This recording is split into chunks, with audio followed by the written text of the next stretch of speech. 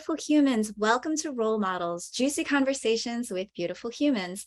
I'm Jennifer Norman, founder of the Human Beauty Movement and your host. If you find inspiration here, go ahead and click that subscribe button. We appreciate it. Today, we're going to talk about ADHD. Neurodivergence is so common among families, and sometimes the condition can feel overwhelming to yourself and your loved ones. My guest today is Avigail Gimpel.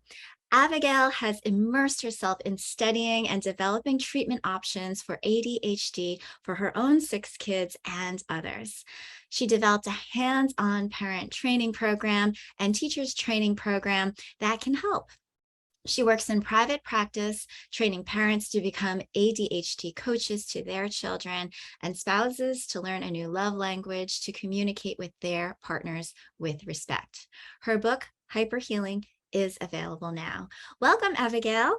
Thank you so much. So nice to be with you today. I'm delighted to have you, and this is such an important topic.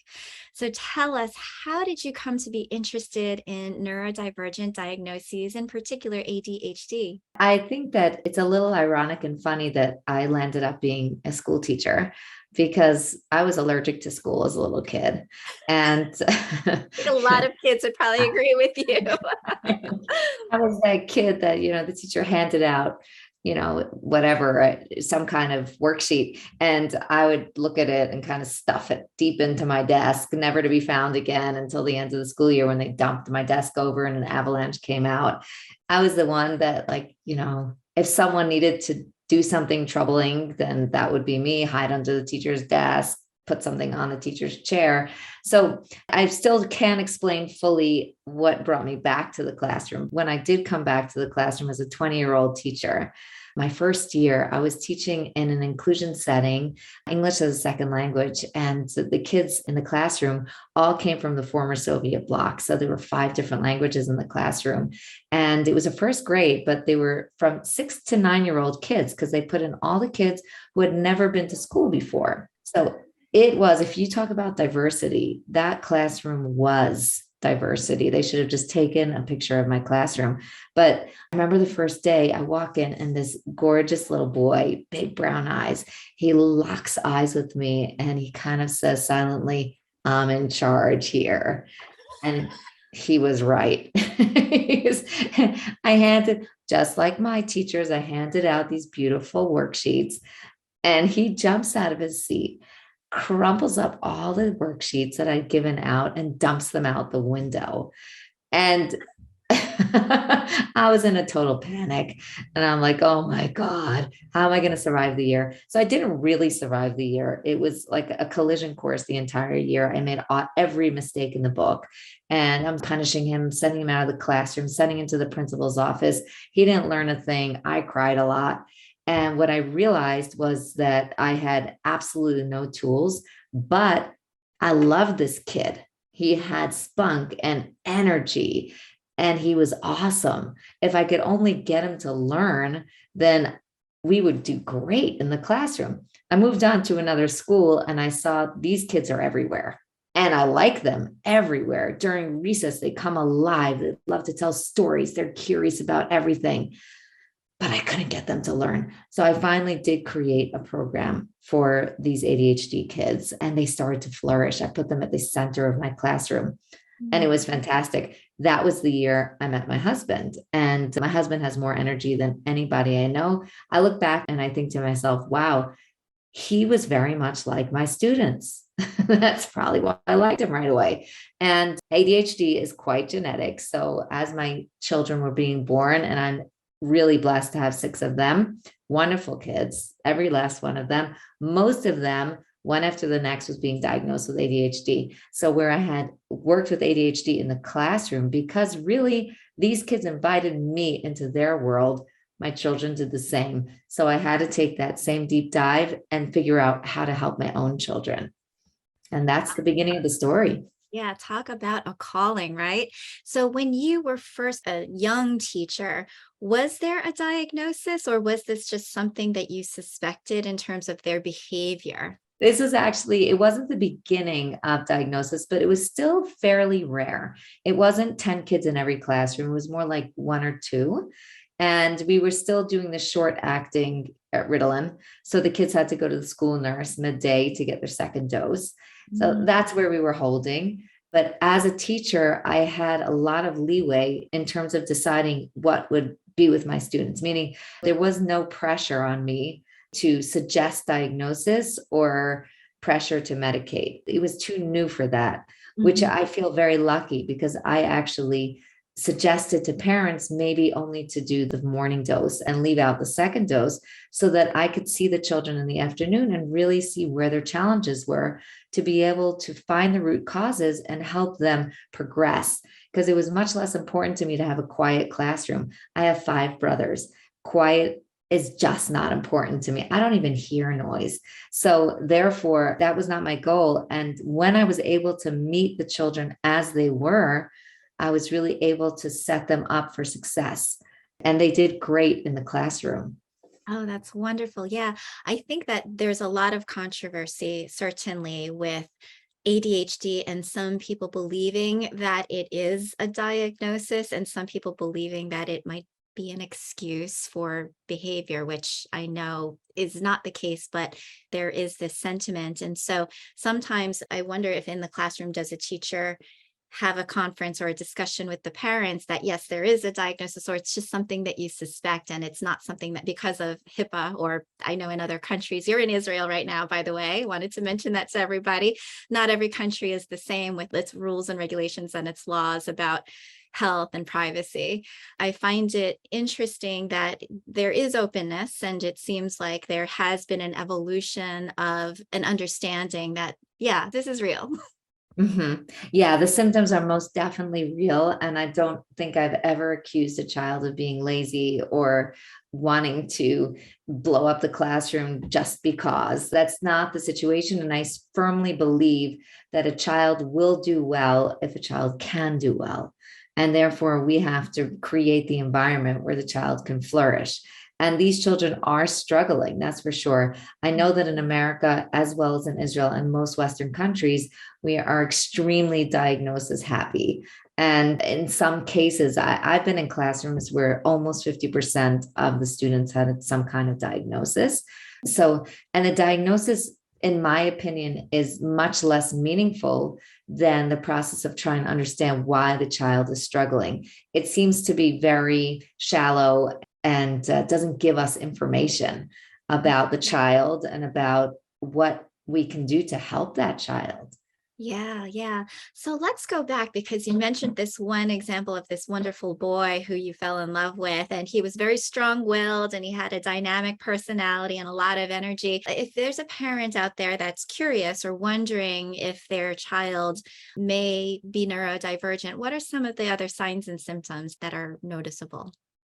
So we see 2 different types of kids. One child would be much more extra energetic and is all over the place all the time. My oldest daughter was like that. I was never able, when she was young, I couldn't put the chairs around the dining room table because the minute the chair was there, she'd climb up on the chair, climb up on the table, and be hanging on to the light fixture before I could turn around. So we stacked the chairs in the corner until it was mealtime, and then we allowed chairs.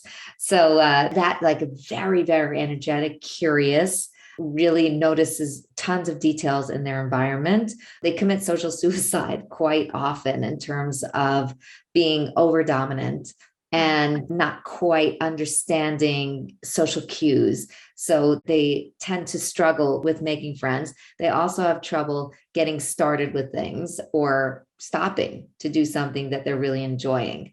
They will break into conversation and have less of an awareness of what's happening in, parents having conversation with a friend, and their need is right now and they want to have their needs immediately. We see a lot of instant gratification personality, which is wanting everything here and now and fun and interesting and dangerous, kind of living on the edge personality. On the other side, you'll have a child who's also wanting things interesting here and now, but it manifests more of like a dreamer. The kid sitting in the classroom, but looking out the window or doing their nails or really just not very involved in what's happening. In general, we're going to see these kids are quite intelligent, but we also see that a lot of them have learning disabilities and sensory issues. And also the more dreamy child is what I like to call her, because it's usually more of the girls that are that way. In my house, it's equal opportunity. Everybody's hyper.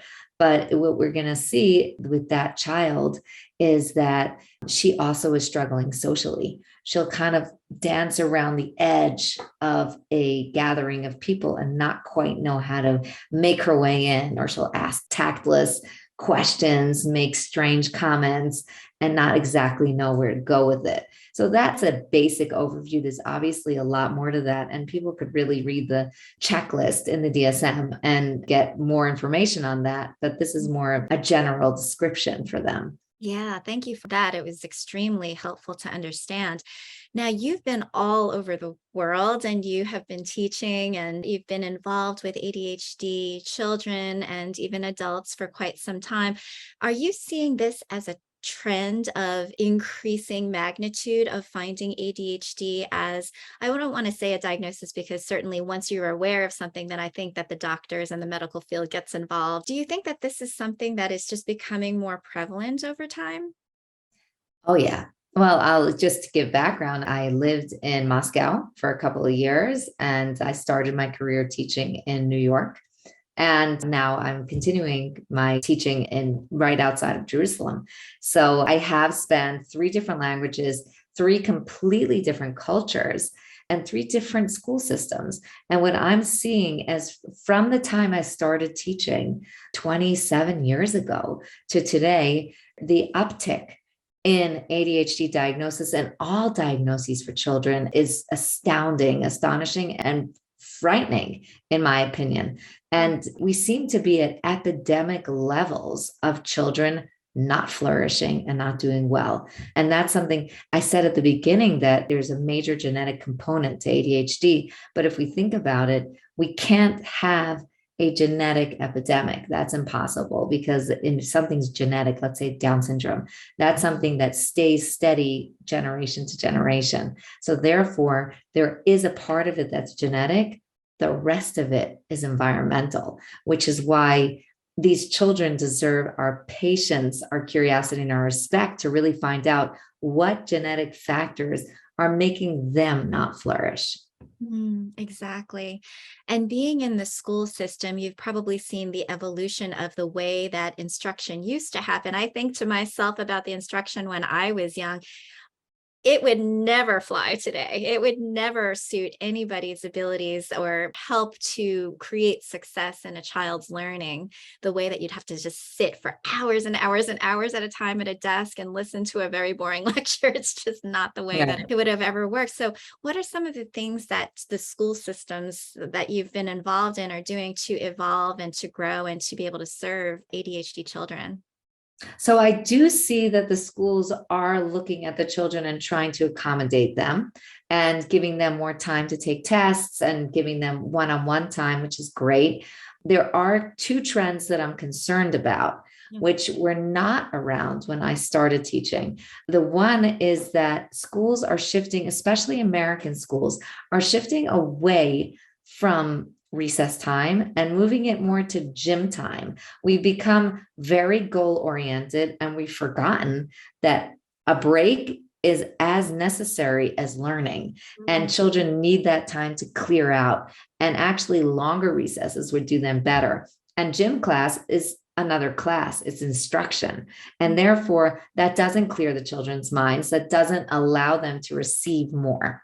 So that is extremely problematic. And the other thing that I'm finding to be not a blessing is putting screens in the children's faces. Children need to be interacting with people, and they have way too many screens to begin with. And if this is a child who's instant gratification, that child is anyway going to gravitate towards screens way too often. So they need a break. But we as teachers also need to be more dynamic and interesting. And we have lost the art of discipline because we rely way too heavily on medications.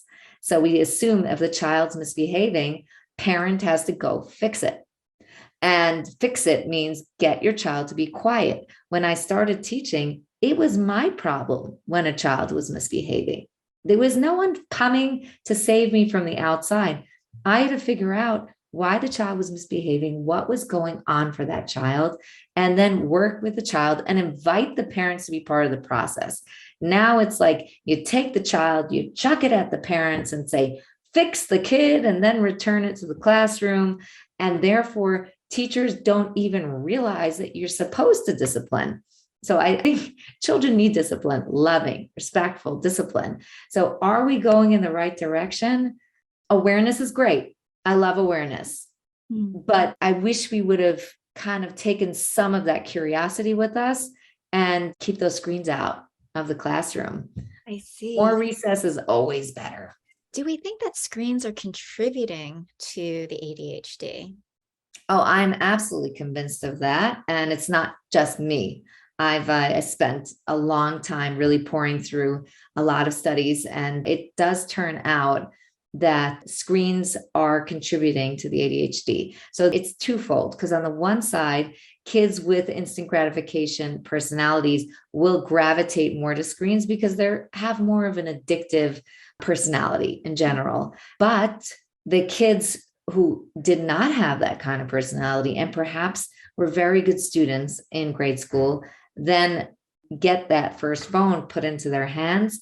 And the trend we're seeing is that those kids land up developing and exhibiting all of the ADHD symptoms. And that's frightening, as well as they're getting less sleep now because of their screens. And I think that there's a lot more stress on the child. Video games create a tremendous amount of stress and a cortisol rush that cause children to not be able to be calm and thought through. They get much more aggressive. So yeah, the screens are a disaster. The lack of sleep is a very big problem. And this is something that we actually still can do something about with parental controls on the screens and way more awareness. And luckily, there are bigger companies that, because of the awareness of the mental health problem and the addictive nature of social media, of game, like finally starting to add in these things. It had to come to lawsuits, I think, and a lot of these things to force them to do so, because of course they want people to spend more time and absorb their content as much as possible. That's how they make their money. But yeah, it really has been doing a disservice if we think about the long-term trends on mental health and mental wellness and emotional wellness. Yeah, and our kids really deserve a little bit more of a protective environment to grow up. And there's an interesting trend where we've kind of removed kids from the outdoors because we've been convinced that the outdoors are dangerous. They could run into a wild animal, they could, God forbid, get hurt or drown in a creek. And so we're keeping them indoors.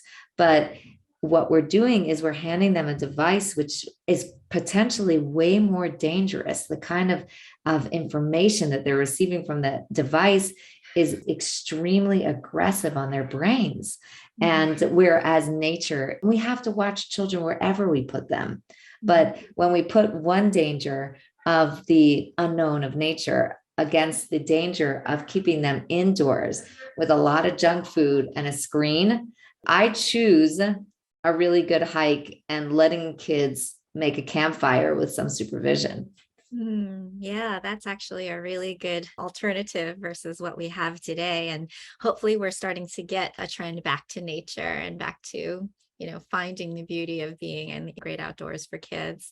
Now, we're touching on something so important because, as new parents, it's hard enough raising children to be fully functional human beings as they grow up and really great adults that are contributing to society. It's so hard.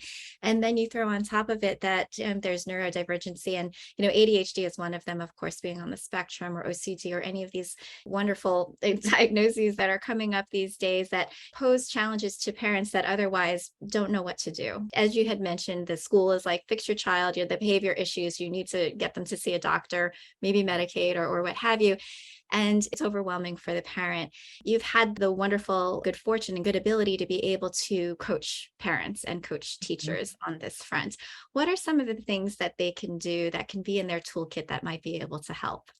With pleasure. I'd love to share that because I've been at this for so long, and I feel very grateful for the information that came my way that I was able to use. And I feel like a conduit that just passes through me to anyone who's listening who can use the help. First of all, it's really, really important to take a deep breath and know that your child is healthy and your child is struggling. So your child does need the help, but your child's healthy and your child is just the way he or she is supposed to be. That's really number one. Once you can really convince yourself of that, when my clients leave my office, they're saying a mantra to myself: my child is healthy. My child is wonderful. A mother will say, my child is just mean. And I'll say, 1 second. 1 second. Your child would do well if the environment permitted. So what's happening to trigger your child? And we expect our child to be calm. We're not going to settle for our child bullying others, but we have to say, this is a healthy child being faced with a choice that he or she does not have the tools to deal with. Why? And how can we help? So besides for that, I think the next step would be for us parents to really look at ourselves and wonder what's going on in our voices. You said it's so difficult being a parent. And the reason it's even more complex to be a parent, and I love being a mom, it has everything in it, the joy, the heartbreak, and everything in between. But we all come to parenting immature and with a huge suitcase of all of our old voices and experiences and everything that we've brought along with us. And often when we respond to our children, it's coming from our own insecurity and our own self-doubt and our own dismay. Is this child ever going to be normal? So therefore, that next step is to clear our own voices. And I really take parents through a journey on this because we have to be good to ourselves in order to be good to our children. After that, we can work on, I have a 3-pronged plan for parents of a child with an instant gratification personality, ADHD. Now, if we're talking about ADHD being caused by screen addiction, lack of sleep, stress, trauma, abuse, those have a bit of a different plan, and that I talk about later on. But if we're talking about that genetic instant gratification personality, then we're working with the child to create habits. Our child needs a lot of our attention. And if you are a parent of a kid with ADHD, you know that this child sucks up all of your energy. And usually that child sucks it up in a negative way because it's easier for us to yell than compliment. So since that child needs our attention, we really have to turn our energy around and be able to give that child positive attention instead of negative, and tell that child exactly what they did in order to get that positive attention, essentially. And if you do just this, you'll see remarkable results because you're going to catch the child doing the right thing. And then you say, yeah, that's the thing. That's the example. Because we're always saying to the kid, you're doing this wrong and this wrong and this wrong. They're not learning anything. They don't hear you. But when you catch them doing the right thing and you give a generous, enthusiastic, loving compliment without adding the negative, then you can turn around the environment in your house because your child will then start choosing to get your positive attention. After that, the next 2 steps are going to be working on creating habits because these kids are allergic to habits. They are instant gratification engines. So they'll do something as long as it's interesting and fun for them. But the second it loses that novelty, they move on. And you can't create habits if you're always doing something new, which is why waking this child up in the morning always feels like it's like a brand new experience. And I've been waking you up for 5,000 mornings, but it's brand new because what's getting him out of bed today? It's more fun for him to stay in bed than to get out of bed because it's another school day. So therefore, getting a child to have new behaviors is something very important. And we do that with a skills chart that we work on for a full month. And as well as the final prong of this is really healthy, respectful discipline. We have to get that right because this child, although he's really rejecting all of these boundaries, he needs it more than everybody else. So with that 3-pronged plan, we make beautiful progress. Wow, that is so helpful. Thank you so much. I'm curious because I'm sure a lot of parents who might be listening might be intrigued, like, what does healthy and constructive discipline really look like? Some people might be doing it wrong. I might just be punishing him and just like pulling away the screen and not doing it quote unquote right. Like, is there something that could be modeled after or some example that you might be able to provide? Sure.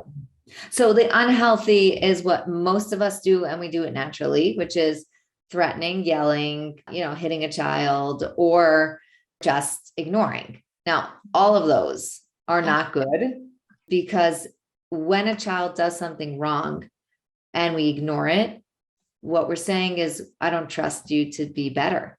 I don't think that you can improve. And therefore, I'm just letting you go with it because this is all you're capable of. So we're abandoning our child. And therefore, we're never going to ignore unwanted behavior. But what we are going to do is, I call this the cookie punishment. And what it is that when someone does something wrong, I'll give an example. Let's say you say, do you have a sister? I do. Yes. Okay. So let's say you say something nasty to your sister, and I'm assuming you wouldn't do that, but let's say that happened and you feel bad about it afterwards and you want to do something for her. So the normal thing to do would be to call her and say you're sorry, go over and give her a hug. But very often we want to do something more. So maybe you want to make her some cookies. And when you make those cookies, who are the cookies for? They're for you. They're not for her. She probably doesn't even want the cookies. So the point is, when we do something, what we're doing is we're making ourselves feel better, and we're bringing more light to the relationship and to the environment. So what I say to parents is, and I do this myself all the time, is that when a child does something wrong, first of all, we have to tell the child beforehand what we expect of them. It can't be guesswork. The child has to know what the rules of our home are. We're not posting the rules, but we're expressing it very, very clearly. Therefore, we're not going to warn 10 times. We're going to say it once. We might even say it twice.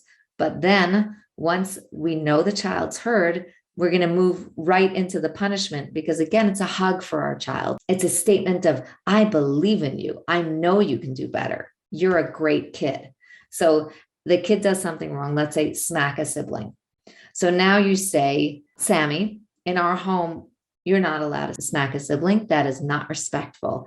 And then you say, now I want you to stop, and I'm going to ask you to do something. And you're going to explain the punishment to your child before as well. And therefore, it's not going to be threatening, because we don't need threatening and we don't need pain. We need a message of you can do better. So I'm going to ask the child to straighten something up, or clean a couple of dishes, or organize a messy drawer. We all have messy drawers. This bothers parents at the beginning because they say, 1 second, my child should love to do chores. And I'm like, okay, I've known kids for a long time, and I know myself for a long time. Nobody likes chores. So we're using chores as a neutral to slightly leaning negative. And what's amazing about it is that a child is way smarter than we are, because a child understands that when they do something good, then they're bringing that light to our home and we're happy. So when they do a chore, they're doing the exact same thing. So both of them make our environment better.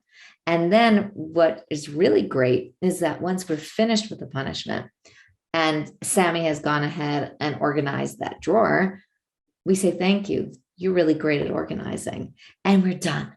So that compliment at the end, what the child remembers, he listened and he did what his parents asked him to do. So that's the cookie punishment. And the parents are listening and saying, yeah, but my kid is not going to listen.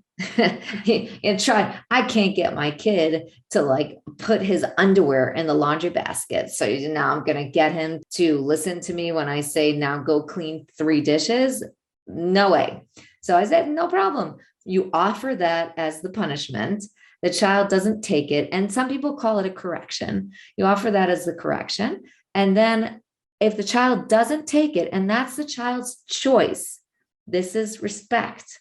The child's allowed to have a choice. In that case, we're saying no problem. And we're going to take away either an item or a privilege for a short amount of time, a treat that you're giving out, or the toy that they're playing with right now, something for a short amount of time. It should not be something that causes a lot of pain and suffering, but rather a quick message You can't do this. So I'll give a quick example. We were on our way to the beach as a family when my kids were a little bit younger. And one of my daughters just kind of clocked her brother over the head because he was sitting at the window and that was her seat. So I said to her, we don't hit. That's not respectful. We're not allowed to do that in our family. When we get to the beach, you're going to sit next to me on the sand for 15 minutes.